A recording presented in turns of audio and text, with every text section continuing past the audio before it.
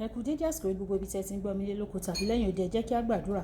Bàbá ayérayé nínú àwọn ọ̀run, a dúpẹ́ lọ́wọ́ yín fún àánú ńlá tí a rí gbà ọ́. A dúpẹ́ Ọlọ́run aláàánú wa tí ẹ tún jẹ́ ká rí ọjọ́bọ̀ mìíràn nínú oṣù oore ọ̀fẹ́. A gbé yín ga Ọlọ́run alátìlẹ́yìn wa tí kò fi ìgbà kan fi wá sílẹ̀. Gbogbo yín àti ọlá ní forúkọ mímọ́ yín o. Ọ̀rọ̀ náà tí a gbéyàwó lé ní kó ṣe ayé àti ọkàn wa ní rere, kó má ṣe lòdì sí wa ní ọjọ́ ìdájọ́, nítorí tí a gbàdúrà lórúkọ Jésù Kristi Olúwa wa. Àmín, àmín ní orúkọ Jésù. Ìwé ọ̀run ṣíṣí tí a ti ọwọ́ olùṣọ́ àgùntàn yín náà kó Adéjàre Adébóyè kọ. Ẹni ọjọ́bọ̀ ọjọ́ 23 oṣù karùn-ún. Àkòrí tí a ó gbéyàwó lé ní sọ wípé lọ́wọ́lọ́wọ́ ìrànlọ́wọ́. Àwọn àkọ́sórí wa nínú ìwé orin Dáfídì orí 47 ẹsẹ̀ 1. Ìwé orin Dáfídì orí 47 ẹsẹ̀ 1. Ṣùgbọ́n láti ọwọ́ Olúwa wá ní ìgbẹ́kẹ̀lé àwọn olódodo, òun ni ààbò wọn ní ìgbà ìpọ́njú. Nígbà tí a mú Bíbélì kíkà wa fún ti ẹ̀ní nínú ìwé orin Dáfídì bákan náà, orí 50 ẹsẹ̀ 1 dé 7. Ìwé orin Dáfídì orí 50 ẹsẹ̀ 1 dé 7, tí ó kà báyìí pé Olúwa ni ààbò wa àti agbára wa, lọ́wọ́lọ́wọ́ ìrànlọ́wọ́ ní ìgbà ìpọ́njú. Nítorí náà ni àwa kì yóò bẹ̀rù, bí a tilẹ̀ sí ayé ní ìdí, tí a sì sí àwọn òkè ńlá nípò lọ sí inú òkun. Bí omi rẹ̀ tilẹ̀ ń hó tí ó sì ń ru, bí àwọn òkè ńlá tilẹ̀ ń mì nípa ọwọ́ bíbí rẹ̀. Odò ńlá kan wà sísàn, èyí tí yóò mú inú ìlú Ọlọ́run dùn. Ibi mímọ́ àgọ́ wọn ní ti ọ̀gá ògo. Olúwa ń bẹ ní àárín rẹ̀, a kì yóò sì sí ní ìdí. Ọlọ́run yóò ràn án lọ́wọ́ ní kùtùkùtù òwúrọ̀. Àwọn kèfèrí ń bínú, àwọn ilẹ̀ ọba sì dì, ó fọ ohùn rẹ̀. Ayé yọ̀ ọ́, Olúwa àwọn ọmọ ogun wà pẹ̀lú wa. Ọlọ́run Jákọ́bù ni ààbò wa. Wàyí ẹ tẹ́tí bẹ̀rẹ̀ jẹ́ láti gbọ́ ohun tí olùṣọ́ àgùntàn yín náà kó Adéjàre Adébóyè ní fún wa ní ẹni ọjọ́bọ̀. Ọ̀pọ̀ àwọn ọmọ Ọlọ́run kò ní òye kíkún nípa pé ibi gbogbo ni Ọlọ́run wà. Nígbà tí òtítọ́ yìí bá yé ọ, ọkàn rẹ yóò kún fún ayọ̀ ńlá o nínú ohunkóhun tó wù kí o máa là kọjá.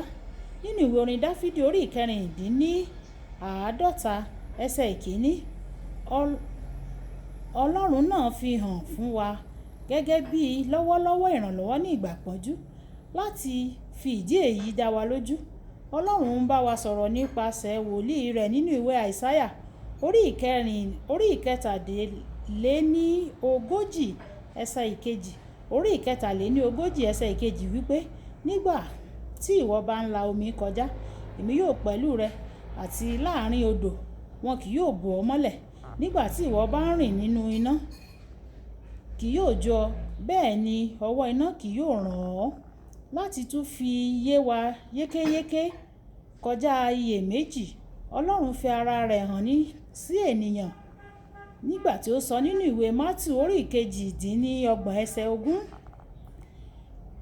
Ẹ sì kíyèsí, èmi wà pẹ̀lú yín nígbà gbogbo títí ó fi dé òpin ayé. Àmín. Báwo ni èyí ṣe ní ìtumọ̀ tó sì runi sókè tó?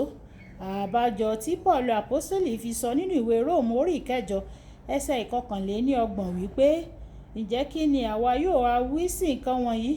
Bí Olúwa bá wà fún wa, ta ni yóò kọ ojú ìjà sí wa? Ìdí tí kò fi sí ẹnìkan tí yóò lòdì sí ọ ni pé ìwàláàyè Ọlọ́run wà níbẹ̀ nígbà gbogbo láti lé gbogbo ewu àti ìtìjú kúrò lọ́dọ̀ rẹ.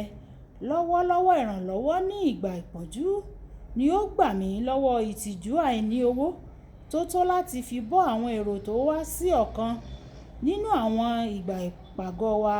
Ìyàwó mi wá bá mi láti béèrè fún àfikún owó láti túbọ̀ máa bọ́ àwọn èrò nígbà tí ìpàgọ́ ṣẹ̀ṣẹ̀ dá sí méjì. Mi ò sì ní owó kankan, ṣùgbọ́n Ọlọ́run ó yọ sí mi ní ọ̀nà tó máa ń gbà fi títóbi rẹ̀ hàn nínú ayé mi.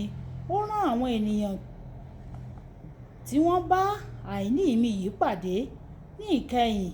A ní ju ohun tí a nílò láti bọ́ àwọn èrò lọ. Ní àkókò mìíràn, mo fẹ́rẹ̀ ráhùn ní àsìkò kan nínú àwọn ìrìn àjò mi lọ sí òkè òkun nítorí a dá ọkọ̀ òfurufú mi dúró fún ọjọ́ kan. Mo sì ti ná gbogbo owó ọwọ́ mi. Mo gbàdúrà sí lọ́wọ́lọ́wọ́ ìrànlọ́wọ́ kí n lọ sùn lálẹ́ ọjọ́ náà. Kí n tó lọ sùn lálẹ́ ọjọ́ náà, mo ní àní tó fún ìyókù ìrìn àjò mi o. Nínú Bíbélì kíkà tòní, a gbà ọ́ níyànjú pé kí o ṣe gírí, kí o sì mú ara rẹ le nítorí Olúwa wà pẹ̀lú rẹ. Bí ó ti wù kí ọ̀tá pinnu láti ṣe ibi sí ọ. Ìwé Pétérù kínní orí 5 ẹsẹ̀ 8.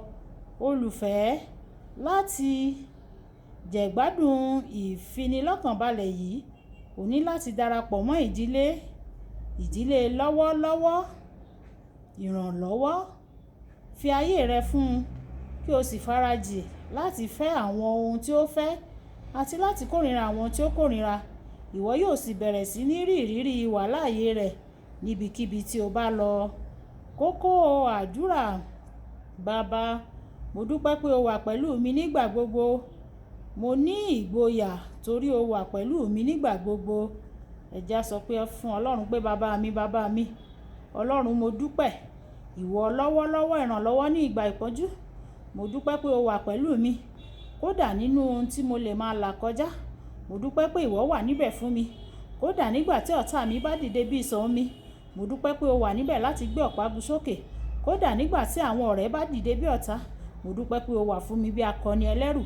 Ògo ni fún ìwọ Ọlọ́run ní òkè ọ̀run. Torí tí mo gbàdúrà ní orúkọ Jésù Olúwa wa. Àmín. Olúwabùkọ́lá Ayako ní orúkọ mi. Ẹ máa bá mi like, ẹ máa share, kí ẹ sì máa comment nípa ẹ̀ kí àwọn ènìyàn lè jẹ àǹfààní ọ̀run ṣíṣí Yorùbá nígbà tí a máa pàdé ní ọ̀la ìpàdé wa bí oyin. Ó dàbọ̀.